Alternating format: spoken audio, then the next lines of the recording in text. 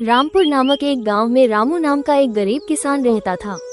रामू मेहनती था, परंतु उसके पास बहुत थोड़ी सी जमीन थी। उस जमीन से जितनी फसल होती वो उसके परिवार का पेट भरने के लिए भी मुश्किल से ही पूरी पड़ती थी। उसकी गरीबी और मेहनत को देखकर गांव के लोग कहते, रामू, इतनी मेहनत का क्या फायदा?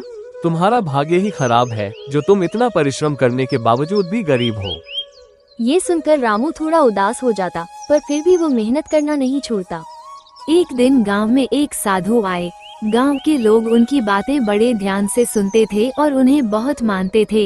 रामू भी उनके पास गया और अपनी गरीबी और मेहनत की कहानी सुनाई।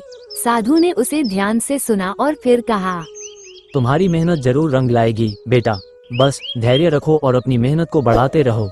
कभी कभी हमारी मेहनत के फल का समय आना थोड़ा देर से होता है, परंतु मेहनत का फल निश्चित रूप से मिलता है। रामू को साधु की बात से थोड़ी हिम्मत मिली और वह और भी मेहनत से खेती में जुट गया। दिन रात मेहनत करता, खेतों में घंटों समय बिताता। समय बीतता गया, लेकिन रामू की स्थिति में कोई खास बदलाव नहीं आया। फिर भी रामू ने अपने परिश्रम को कभी कम नहीं होने दिया। एक दिन जब रामू अपने खेत में हल चला रहा था, तभी अचानक हल किसी कठोर चीज से टकराया। उसने हल को जमीन से निकाला और देखा कि वहाँ कुछ चमक रहा है। उसने मिट्टी को हटाया तो एक पुरानी धातु की हांडी निकली। उसने हांडी को खोला तो उसकी आंखें चमक उठी। हांडी में सोने की मोहरें भरी हुई थीं।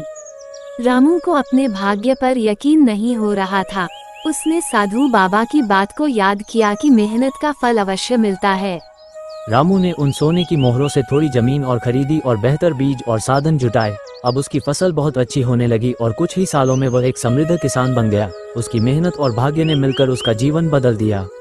इस घटना के बाद गांव के लोग भी उसकी तारीफ करने लगे और कहने लगे, देखो, मेहनत का फल मिलता ही है, बस धैर्य रखना जरूरी है। रामू ने अपनी मेहनत और धैर्य से सिद्ध कर दिया कि सच्ची लगन और परिश्रम से किस्मत भी हमारे साथ चलने लगती है।